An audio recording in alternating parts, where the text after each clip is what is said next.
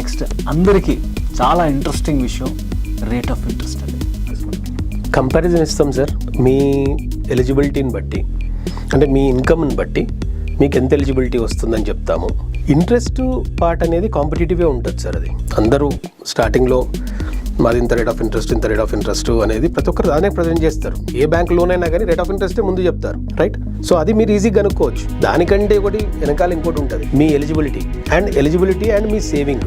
మీరు ఇల్లు కొంటున్నారు, మీ డ్రీమ్ కమ్ ట్రూ అవుతుంది, హ్యాపీగా ఉండాలా?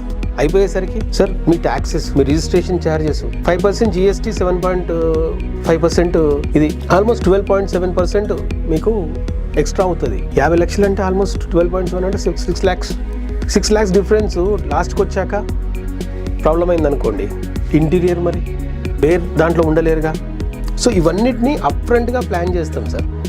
దాన్ని బట్టి మనం ప్లాన్ చేసుకొని ఎంత అవుతుంది అని చూసుకొని మన సేవింగ్స్ ఏంటి, ఏ బ్యాంక్లో ఎంత వస్తుంది, మనకి ఎక్కడ ఎంత ప్రాపర్టీ దొరుకుతుంది, అది కరెక్టేనా కాదా, ఆ సరౌండింగ్ ప్రైజెస్ సేమ్ ఉన్నాయా లేదా, ఇవన్నీ చూడాలి సార్. ఇంట్రెస్ట్ ఒకటే, ఇంట్రెస్ట్ ఈజ్ మిగతా వాటి మీద ఇంట్రెస్ట్ పెట్టడం sir. Not only bank interest, that should be the interest.